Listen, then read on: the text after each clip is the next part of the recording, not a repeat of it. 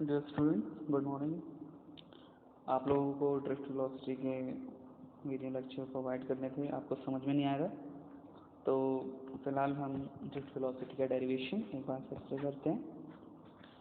So we are going to discuss drift velocity.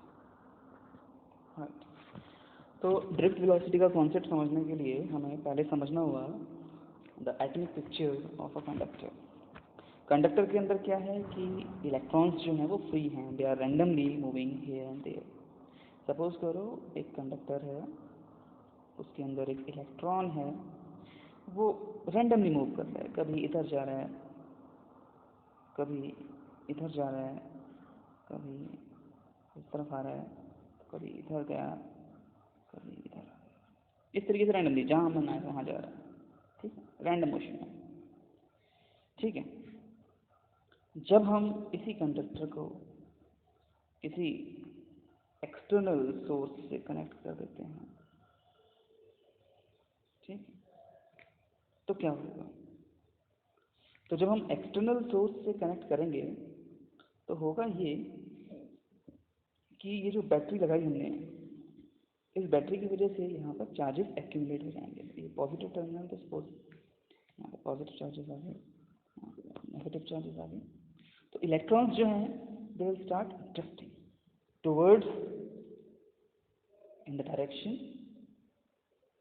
opposite to that of electric field. तो electric field की direction जो है वो इस तरफ है, पॉजिटिव से नेगेटिव होती है, आप लोगों को पता ही है।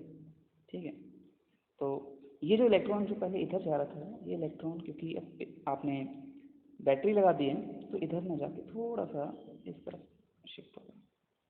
देर आफ्टर ये इस पॉइंट तक जा रहा था, इस पॉइंट तक ना जाके थोड़ा सा और पीछे रह जाएगा।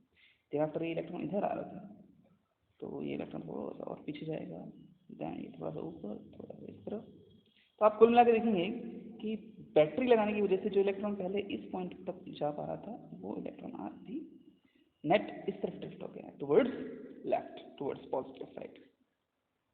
ठीक है, तो बैटरी लगाने की वजह से सारे इलेक्ट्रॉन्स जो हैं वो धीरे धीरे जो है वो ड्रिफ्ट करने लगते हैं एक पर्टिकुलर डायरेक्शन में, depending on in which way you have connected the battery।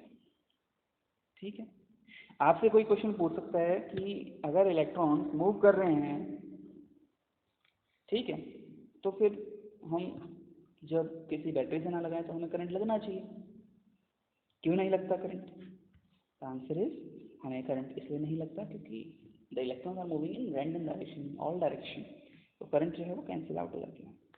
लेकिन जब हम बैटरी लगाते हैं तो करंट कैंसिल आउट नहीं होता, there is a net movement in particular direction depending on the polarity of a battery.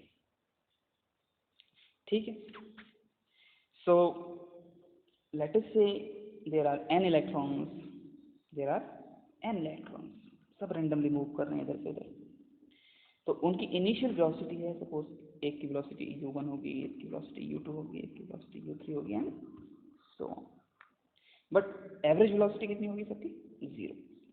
So u average, which is u1 plus u2 plus un divided by n, it will be 0 क्योंकि it is in all the direction, the electrons are moving in all the direction। ठीक है, when electric field is applied, what will happen? आप लोगों को पता है कि charges को जब हम इलेक्ट्रिक फील्ड में रख देते हैं तो उसके ऊपर क्या होगा? फोर्स लगेगा, and that force is charge times the electric field. F is equal to QE, force will be charge times the electric field. ये बात हम लोगों को पता है। और जब किसी ऑब्जेक्ट पर, किसी पार्टिकल पर फोर्स लगेगा तो हमें पता है कि वो एक्सेलरेट भी होगा, वो एक्सेलरेट भी होगा। फोर्स, मास, एक्सेलरेशन, इनके बीच में रिलेशन हम लोगों को पता है। क्या रिलेशन है? F is equal to m into a। So acceleration will be F upon m, and force कौन सा फोर्स लग रहा है? इलेक्ट्रोस्टैटिक फोर्स लग रहा है, so this is QE upon m। Is that clear? ठीक है, ये Q चार्ज है, लेकिन हम चार्ज ऑफ इलेक्ट्रॉन को E बोलते हैं, तो हम Q की जगह ई लिखेंगे, बट दोनों का मतलब एक ही है, charge. So we can write it as e into capital E upon m. This is acceleration. ठीक. सो इलेक्ट्रॉन्स जो कि initially u1, u2, u3 velocity से मूव कर रहे थे, जब हम उसे इलेक्ट्रिक फील्ड में रखेंगे तो उनके ऊपर फोर्स लगेगा, सबकी वेलोसिटीज चेंज हो जाएगी.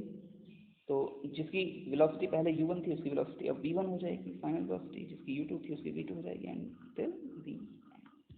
आप लोगों को इक्वेशन पता है, फर्स्ट इक्वेशन ऑफ मोशन क्या होती है? What is first equation of motion? First equation of motion is v is equal to u plus at. So v1 will be equal to u1 plus a t1. v2 will be equal to u2 plus at2, and so vn will be equal to un plus a tn, and so on, right? तो हम जब average velocity निकालेंगे, final average velocity, so this will be v1 plus v2 plus v3, it will be equal to u1 plus u2 plus u3 and so on, plus at1 plus at2 plus atn. ठीक है, इन सबको n से divide कर देंगे हम next step में. जब हम n से डिवाइड कर देंगे we'll get drift velocity on left hand side. ये चीज़ तो आपको पता ही है, मैं ऑलरेडी बता चुका हूँ, 0 है. यहाँ पर आप एक्सेलरेशन कॉमन लेंगे तो अंदर बचेगा t1 plus t2 dot dot dot tn by बाय n. ये आ जाएगा, and finally we can write it as drift velocity. It will be equal to, ए हम कॉमन ले चुके थे, और t1 plus t2 plus t3 by n. It is called relaxation time, tau.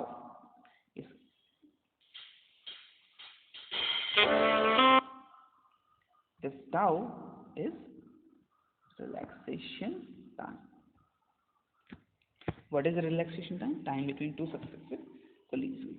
So drift velocity का एक्सप्रेशन हमारे पास आ गया. And we know, क्या जानते हैं, अभी अभी हमने एक्सेलरेशन निकाला था, that acceleration is e into e by m tau. Sorry, tau नहीं आएगा, e by m था. So overall our drift velocity will be a into tau. a की एक्सप्रेशन डाल दो, e into e by m into tau. So this is your drift velocity. This was the derivation of drift velocity. ठीक है, इसे समझने की कोशिश करना, कोई डाउट है you can ask. Next topic मैं अभी थोड़ी देर में वीडियो बना के आपको भेजता हूँ.